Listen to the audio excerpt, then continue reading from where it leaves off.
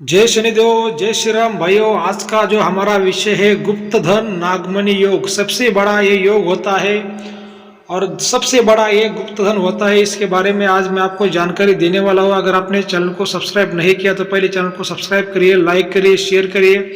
भाइयों, अपने चैनल पर जो जानकारी आपको मिलती है वो ज्योतिष शास्त्र विद्या के अंतर्गत और इंद्रजाल विद्या के अंतर्गत आपको मैं देने की कोशिश करता हूँ और ये सही जानकारी होती है, सत्य जानकारी होती है। तो भाइयों, ऐसी जानकारी आपको कहीं भी सुनने को नहीं मिलेगी। इसी वजह से अपने चैनल को आप सब्सक्राइब जरूर करिएगा। और जो हमारे चैनल का संदेश होता है, भाई धर्म के खिलाफ और कानून के खिलाफ कोई भी काम मत करिए। तो भाई गुप्तधन नागमणि योग ये क्या है? तो भाई गुप्तधन नागमणि योग ये सबसे बड़ा योग है, सबसे बड़ा धन का योग, सबसे बड़ा गुप्त धन का योग। इसे गुप्तधन नागमणि योग कहते हैं। और ऐसा जो योग होता है वो हजारों के जो कुंडलियाँ होती है, हजारों में से एक ही कुंडली में ऐसा योग होता है। जो सबसे बड़ा गड़ा हुआ धन होता है जमीन के अंदर, उस पर जो नाग देवता उसकी रक्षा करते हैं, उसका पहरा करते हैं, उसको बोलते हैं गुप्तधन नागमणि योग। तो ये कुंडली से कैसे देखा जाता है, हाथों से कैसे देखा जाता है, और सपनों के जो संकेत होते हैं या फिर रेल के संकेत होते हैं, उसके माध्यम से इसको कैसे पहचाने कि भाई आपके कुंडली में ये योग है या फिर आपके नसीब में ये योग है। इस सारों की जानकारी मैं, आप सारे बातों की जानकारी आपको आज देने वाला हूँ। तो सबसे पहले मैं आपको कुंडली की भी जानकारी दूंगा कि भाई कुंडली से गुप्तधन नागमणि योग कैसे देखा जाता है। तो भाई जिसके कुंडली में अष्टम में शुक्र हो और राहु हो, उसको कहते हैं गुप्तधन नागमणि योग। ये सबसे बड़ा गड़ा हुआ धन का योग होता है। लेकिन कुंडली का विश्लेषण होना बहुत ही जरूरी होता है कि भाई शुक्र राहु की युति तो अष्टम भाव में है, लेकिन किस राशि में है, किस नक्षत्र में है और किस योग में है। और भाई उनके ऊपर किसी शुभ ग्रह की दृष्टि है या फिर अशुभ ग्रह की दृष्टि है, या फिर उनके साथ में कोई शुभ ग्रह है या फिर उनके साथ में कोई अशुभ ग्रह है, ये भी देखना बहुत ही जरूरी होता है। हाथों से कैसे देखा जाता है गुप्तधन नागमणि योग? जिसके किसी भी हाथों पे, जो कोई औरत हो या फिर पुरुष हो, किसी के भी हाथों पे अगर क्रॉस का निशान है, दोनों हाथों पे सेम क्रॉस का निशान है, वो जो स्पष्ट होना चाहिए, गर्द होना चाहिए, अंधक वो निशान नहीं होना चाहिए, कमजोर वो निशान नहीं होना चाहिए, उस निशान पर कोई काट नहीं होनी चाहिए, उसे ही गुप्तधन नागमणि योग कहते हैं। या फिर जिस किसी व्यक्ति के दाहिने हाथ पर तिल होता है, काला तिल होता है, वो भी सेंटर में होता है, मुट्ठी में बंद होता है, उसे भी गुप्तधन नागमणि योग कहते हैं। अभी ये तो हो गए हाथों की बात, कुंडली की बात। अभी सपनों के द्वारा कैसे पहचाने कि भाई आपके नसीब में गुप्तधन नागमणि योग है? तो भाइयों, जिस किसी व्यक्ति के नसीब में गुप्तधन नागमणि योग होता है, उसको कैसे सपने मिलते हैं, उसको सपनों के द्वारा कैसे संकेत मिलते हैं, तो ध्यान से सुनिए। जिसके किसी नसीब में गुप्तधन नागमणि योग होता है, उसको जो सपना आता है वो बार बार बड़े नाग का, सांप का सपना आता है। और ऐसा नाग दिखाई देता है भाई, उसके जो बॉडी होती है नाग की, उसके नाग के शरीर पर जैसे बाल होते हैं, उसका जो फन होता है, उस फन पर हाड़ का आंकड़ा होता है।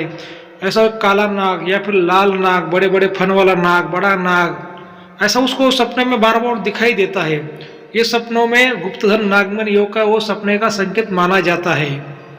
और खासकर जो सपना आता है वो 12 से 3 के बीच में रात को ये सपना जिसको आता है और बार बार आता है, बहुत सालों से आता है, बचपन से आता है, उसे गुप्तधन नागमणि योग का सपना संकेत कहते हैं। अब ये तो हो गई सपनों की बात, लेकिन जो रियल में संकेत मिलते हैं वो कैसे मिलते हैं? कुछ ऐसे नसीब वाले लोग होते हैं कि उनको रियल में धन के संकेत मिलते हैं। जो गुप्तधन नागमणि योग है, जो बहुत बड़ा, सबसे बड़ा धन योग होता है, उसको रियल के उन लोगों को संकेत मिलते हैं। ऐसे जो भाग्यशाली लोग होते हैं कौन से होते हैं? तो जो भाई अगर किसी को बार बार बड़ा सांप दिखाई देता है, उसके खेत में हो, उसके घर में हो, बड़ा बड़ा जो सांप होता है, बड़े फन वाला, काला हो, लाल हो, जो पुराना सांप है जिसके बॉडी पर कुछ बाल दिखाई देते हैं, ऐसा अगर आपको सांप बार बार दिखाई देता है, कोई रास्ते में हो, कहीं पर भी हो, तो उसे गुप्तधन नागमणि योग कहा जाता है। भाई ये सबसे बड़ा योग होता है। ऐसा जो योग होता है हर किसी के नसीब में नहीं होता, फिर भी ऐसे कुछ लोग होते हैं जो भाग्यशाली लोग होते हैं, उनके नसीब में होता है। लेकिन इस योग का लाभ कब मिलेगा, कैसे मिलेगा, इसका लाभ कैसे लेना चाहिए, इसके बारे में भी मैं आपको जानकारी देने वाला हूँ, तो वीडियो को पूरा देखिए, ध्यान से सुनिए। तो जैसे मान लीजिए कि किसी के कुंडली में योग है, अभी कुंडली में कैसा योग हुआ तो मैंने तो आपको बताया, लेकिन योग है तो उसका फायदा कब मिलेगा भाई? तो जब आपको राहु की महादशा आएगी, या फिर राहु की महादशा में शुक्र की अंतर्दशा आएगी, या फिर शुक्र की महादशा आएगी और शुक्र के महादशा में राहु की अंतर्दशा आएगी, उसमें भी आपको लाभ ज़्यादा से ज़्यादा मिलने के वो संकेत होते हैं। या फिर आपको कुंडली मालूम नहीं, आपके हाथों पर तो योग है लेकिन कुंडली आपके पास नहीं है, तो जब आपकी जो उम्र होती है भाई कि कम से कम 30 या 50 के साल के बीच में जो आपकी उम्र होती है, उस उम्र के बीच में आपको इसका लाभ मिलने के संकेत ज़्यादा होते हैं। जो किसी को सपनों के द्वारा संकेत मिलते हैं, अभी किसी के पास कोई भी जानकारी नहीं, खाली सपनों का ही संकेत है, तो जो सपनों का संकेत होता है भाई उसमें बताना बहुत ही मुश्किल है कि आपको कब लाभ मिलेगा। हो सकता है आपको जल्दी मिले, हो सकता है आपको देर से मिले। लेकिन भाई वो क्या हो जाता है कि देखिए अभी कुछ लोग ऐसे होते कि उनके जीवन में योग तो होते लेकिन वो समझ नहीं पाते, क्योंकि उनके पास गुरु नहीं होता, वो किसी की सलाह नहीं लेते, किसी ज्योतिषी की सलाह नहीं लेते, किसी तांत्रिक की सलाह नहीं लेते। तो ऐसे लोगों के नसीब में भी योग होता है लेकिन वो समझ नहीं पाते। योग आता है और योग चला जाता है, वो ज़्यादा से ज़्यादा योग का फायदा वो लोग नहीं उठा पाते। कभी कभी ऐसा भी हो जाता है।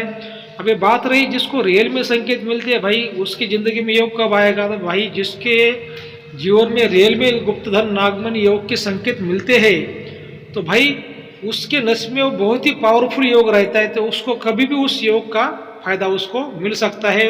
उसके ज़्यादा खासकर उसके जवानी में उसको फायदा ज़्यादा मिलने के संकेत वो होते हैं। लेकिन बात ऐसी होती है कि भाई ये जो योग होता है या फिर ये जो माया होती है, ये जो धन होता है, ये आप किसी गुरु के आदेश पर आपको इसके पीछे भागना चाहिए, या फिर गुरु की आपको सलाह लेनी चाहिए, गुरु की मदद लेनी चाहिए, या फिर कोई तांत्रिक हो उसकी मदद लेनी चाहिए।